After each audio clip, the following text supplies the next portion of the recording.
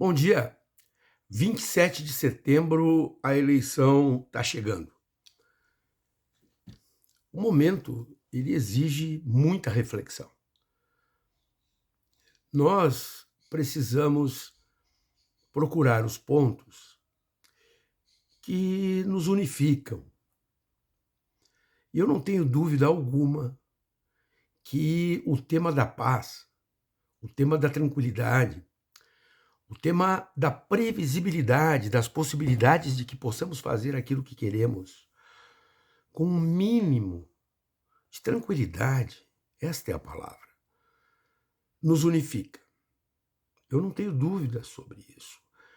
Eu não tenho dúvida de que não existe família brasileira que queira para si o ódio, a tensão permanente, a ansiedade sobre o que acontecerá no mundo da convivência social. Se existe algum consenso entre os brasileiros, e aqui eu chamo, inclusive, os bolsonaristas, tirando os fanáticos, claro, é que o Brasil passa por uma quadra de absoluta instabilidade, de absoluta intolerância, de temor generalizado. Basta ver os jornais para que nós possamos conferir os mortos pela política. Cidadãos brasileiros, irmãos nossos.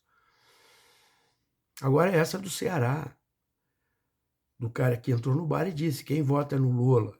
Eu voto. Aí deu um monte de facada. Agora, em Santa Catarina, um bolsonarista foi morto a facadas. Gente, se vocês pensam que o mundo nazista começou de um dia para o outro, vocês estão enganados. Em 1933 já existiam campos de concentração na Alemanha nazista. Os processos de intolerâncias contra judeus, contra ciganos, contra negros, eles não explodiram de um dia para o outro. Eles foram sendo construídos, até que Hitler legitima o que ele chamou de a solução final.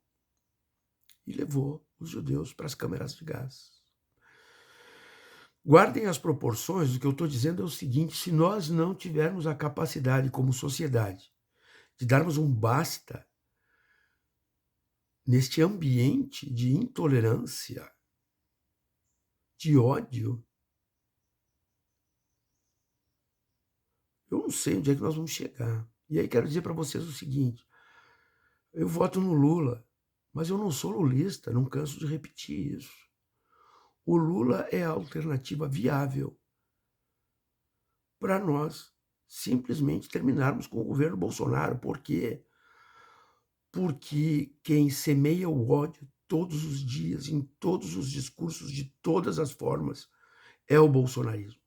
Não tenho dúvida também que Bolsonaro, perdendo a eleição, não vai aniquilar com o bolsonarismo, com um modo de ser. O bolsonarismo é uma estruturação ética. A estruturação ética, ela nasce de um modo de relacionamento que determinados grupos estabelecem para si. E o bolsonarismo vive de uma estética que é a estética da violência. O bolsonarismo vive de um tipo de postulado que exige a eliminação do outro. A palavra que ele usa é extirpar. Não há dúvida sobre isso, isto é fato. Eu reconheço que as camadas médias da sociedade têm uma intolerância, do meu ponto de vista, exacerbada com o PT e com o Lula. Não tenho dúvida disso. Existem vários motivos para isso. Agora, já que falei de ética, existe no mundo das responsabilidades aquilo que Weber chamou a ética da responsabilidade. Max Weber tratava disso quando lidava com os processos de construção do poder e o modo pelo qual determinadas comunidades construíam para si uma forma de relacionamento com o mundo. A ética da responsabilidade exige que às vezes se faça como Brizola fez. Lembram-se quando Lula foi para o segundo turno com Collor, o que disse Brizola? É a hora de engolir o sapo barbudo. Por quê? Porque aquela era a opção que sobrava no mundo da decisão política. Está lá na história para ser visto. Então, certos purismos, certos preconceitos, eu não vou nem falar em preconceito de classe, porque para que isso seja compreendido, é necessário algum tipo de discussão que exija tolerância com o argumento do outro. Eu não preciso concordar com o argumento do outro, mas pelo menos eu devo estar disposto a ouvir o argumento do outro. O nosso preconceito, ele é estrutural. Em que sentido? No sentido de que certa classe média D, E, se comporta como se fossem a elite econômica do país e não admitem que um metalúrgico possa ser a maior liderança política que o país tem. E isso é verdade. Não interessa se eu gosto ou não gosto. Mas o que está posto para a nossa decisão não é ser petista ou não petista, lulista ou não lulista.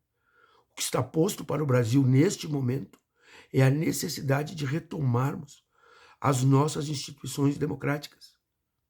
Temos tranquilidade, capacidade de pensar futuro, de querer um futuro melhor.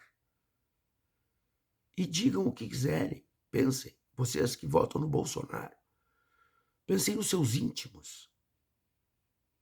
Temos ou não temos consenso que nunca antes na história deste país se viveu um ambiente de tanto ódio, de tanto rancor, de tanta estupidez, de tanta negação das instituições democráticas.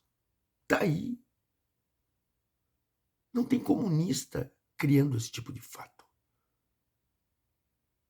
Está aí. Leiam a Zero Hora, o Estadão, os veículos de direita, os jornais internacionais de direita, todos dizem isso. Então, minha gente, o que se impõe para nós neste momento é trabalharmos para retomar a possibilidade de vivermos tranquilamente, de não abrir o jornal a cada dia e ver que mais um foi morto por divergências políticas. Bolsonaro retomou o discurso golpista. Está aí para quem quiser ver.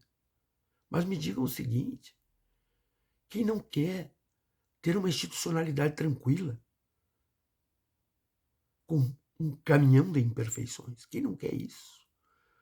E a prova máxima de que isso é uma necessidade, a retomada da normalidade democrática, é que ontem Joaquim Barbosa declarou apoio ao Lula. Quem é Joaquim Barbosa? Foi o ministro do Supremo, algoz do PT, no Mensalão.